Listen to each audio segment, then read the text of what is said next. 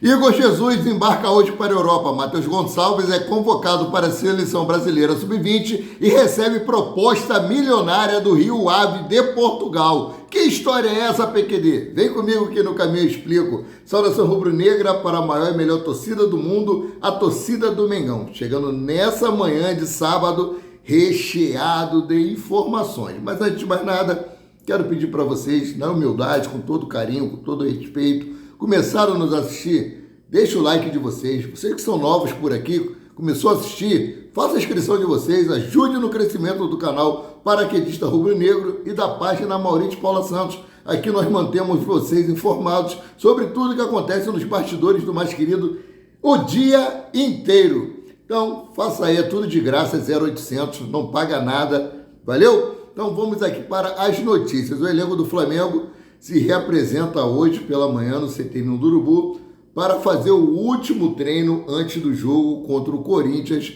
pela 25ª rodada do Campeonato Brasileiro.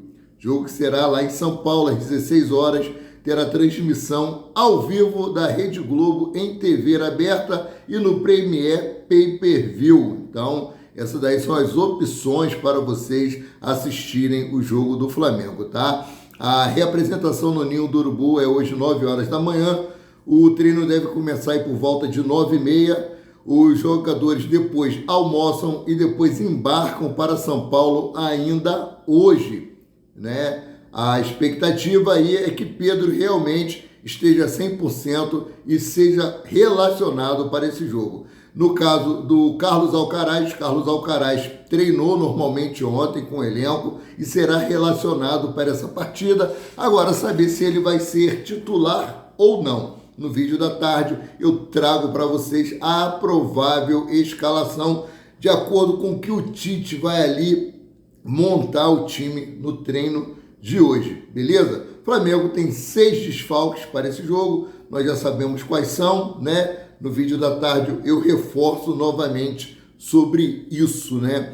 O atleta Alexandro e o Carlos Alcaraz estão inscritos no BID, estão regularizados, então podem ser relacionados para esse jogo, né? O único que parece que não foi relacionado ainda, que não foi regularizado no BID, é o Gonzalo Plata, né? O Alexandro, mesmo que ele estava treinando lá em Portugal, num clube de um amigo dele, ele não deve ter condições de jogo, né? Mas se ele for, o Tite pode dar algumas minutagens a ele. Lembrando que nós só temos de origem aí o beijinho Ayrton Lucas como lateral esquerdo devido à lesão do Matias Vinha, que não vem mais esse ano, né? Que trocadilho horrível, meus queridos e minhas queridas. Então, vamos lá. Mercado de transferência, o Flamengo contratou 4 jogadores e como o próprio o Bruno Spindel falou, né, que 2 jogadores podem estar de saída. Uma saída já está confirmada. Igor Jesus embarca para Portugal hoje. Ele acabou aí de receber as passagens aéreas e embarca nesse sábado, dia 31, por volta das 10 horas da noite, para se apresentar ao Estrela Amadora de Portugal. O Flamengo acertou a venda de 50% dos direitos econômicos do atleta, né? 2 milhões de euros, cerca de 12 milhões de reais, e o Flamengo manterá aí os outros 50% para uma venda futura. Então o Flamengo já está pensando lá na frente, né? Informações aí do Vene Casagrande. Então, essa é a situação. Um atleta cria do Ninho está partindo para o Estrela Amadora de Portugal, vai jogar lá na Europa, né? Daqui a pouco eu falo sobre o outro jogador do Flamengo que também recebeu proposta, né, da Europa, e eu vou trazer agora, aproveitar que estamos falando sobre mercado de transferência, Matheus Gonçalves, né? Ele tem sido sondado pelo Red Bull Bragantino já há algum tempo. O Red Bull vem fazendo propostas e mais propostas, mas o Flamengo quer, né, negociar o atleta, mas mantendo 50% dos direitos econômicos dele, mas o Red Bull Bragantino quer 70%, então não estão chegando a um acordo por conta disso. A proposta do Red Bull Bragantino é até maior do que esse time da Europa, uma proposta maior do que esse time da Europa fez, porém, aos moldes do Flamengo. O Flamengo quer ficar com 50%. Então aqui, ó, Matheus Gonçalves recebe proposta milionária do Rio Ave de Portugal. Ontem, dia 29, no caso antes de ontem, né, o Rio Ave de Portugal fez uma proposta de 5 milhões de euros, né, por 50% dos direitos econômicos de Matheus Gonçalves. O Flamengo analisa e deve dar resposta nos próximos dias, ou seja, tem que dar resposta hoje, porque a janela de transferência fecha segunda-feira, se eu não me engano, 8 ou 10 horas da noite, né? Então tem que agilizar o mais rápido possível. O Rio Ave foi comprado por Evangelos Marinakis, dono do Olympiacos da Grécia e do Nottingham Forest da Inglaterra. Caso seja contratado, Matheus Gonçalves se torna a maior contratação da história do time português. Tá? A proposta do Red Bull Bragantino é maior, porém esse clube, o Rio Ave, né, o Matheus Gonçalves seria a maior compra deles, é o jogador mais caro da história do clube, né? Então, como eu falei lá em cima, que o Flamengo joga domingo contra o Corinthians, né, no caso amanhã, pela 25ª rodada do Brasileirão, e a CBF divulgou a escala de arbitragem para o jogo do Flamengo contra o time paulista, né? Fazer um trocadilho aqui, mas decidi não fazer.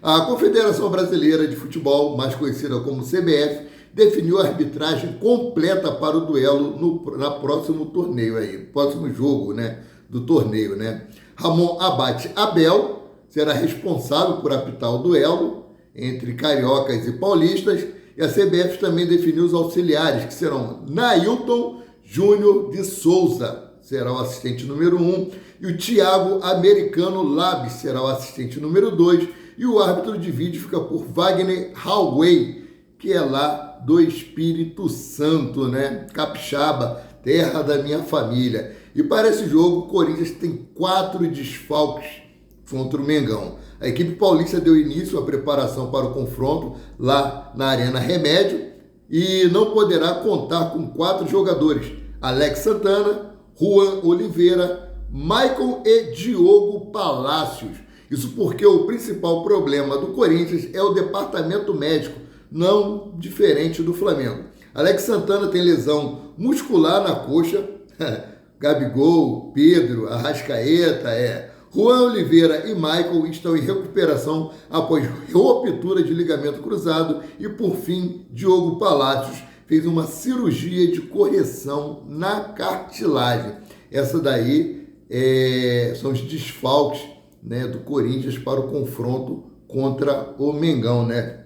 Flamengo que vem sofrendo no decorrer desse segundo semestre aí, com muitas lesões, tanto que teve que recorrer ao mercado para contratar novos jogadores para reposição de jogadores que estão no departamento médico, jogadores que infelizmente nem retornam, né, mais nessa temporada, né, como o caso de Everton Cebolinha e também o caso de Matias Vinha.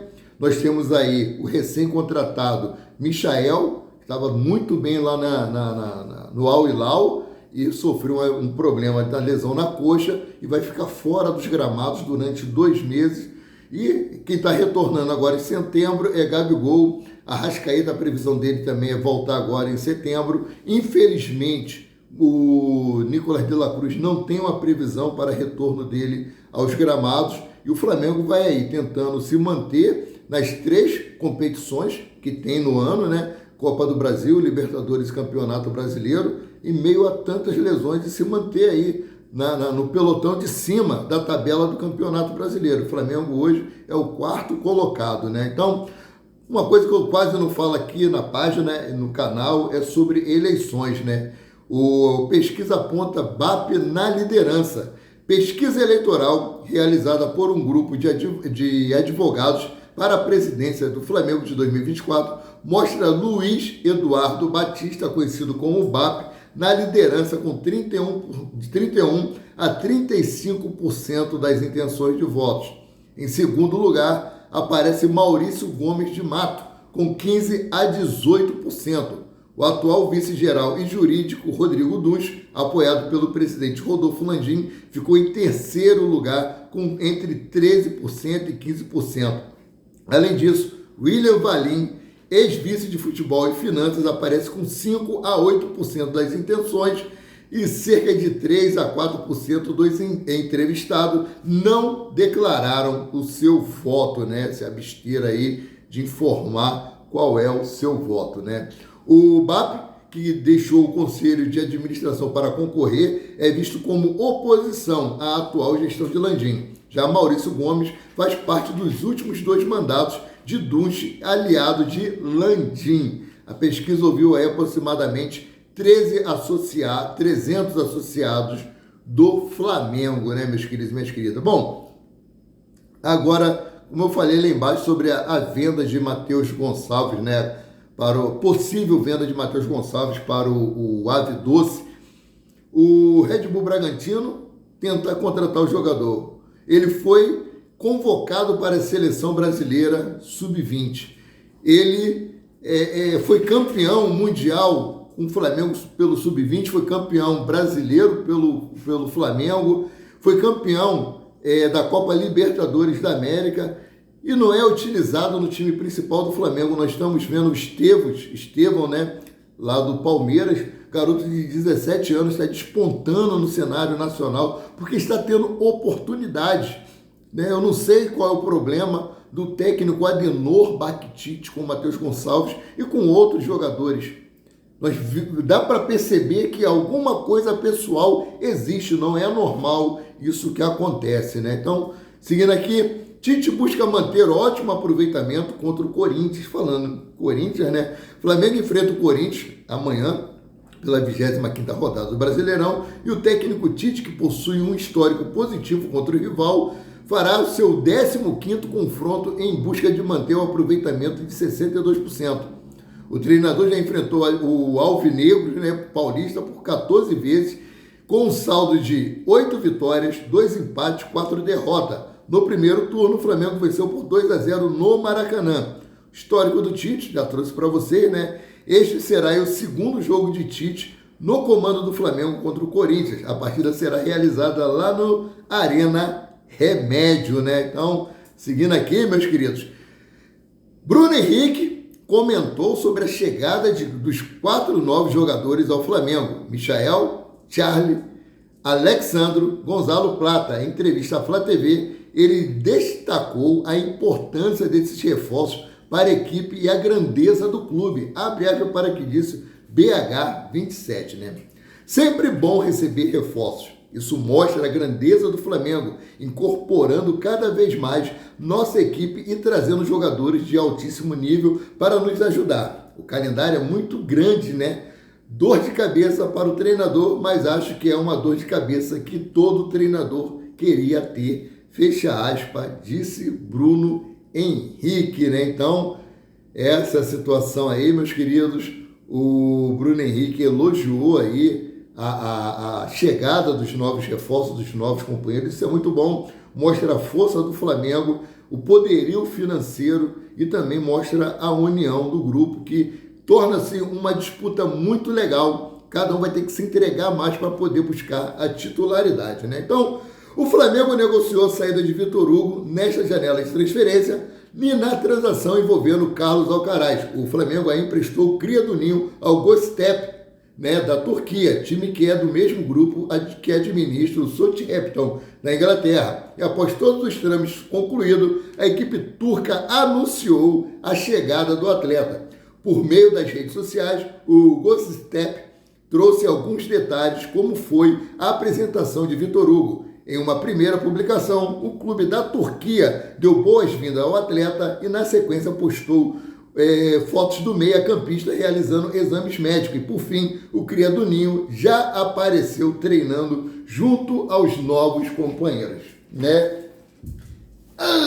Essas foram algumas informações aí, né, que eu tinha para trazer para vocês. Então eu volto a qualquer momento com mais notícias sobre o rubro-negro mais querido e mais amado do Brasil e do mundo, o Clube de Regatas do Flamengo. Saudações. Caramelo, gente. Caramelo tinha sumido, né? Ficou quase um mês sumido E ontem, né, graças a Deus, um conhecido aqui perto de casa encontrou no meio da rua e bateu aqui no meu portão e me trouxe ele. Eu estava com muita saudade do meu caramelo, gente, vocês não têm ideia. Mas estamos aí de novo, ó. Ele aqui atrapalhando eu fazer os vídeos, que ele quer carinho o tempo todo, tá? Um ótimo sábado para todos, fiquem com Deus. Saudações.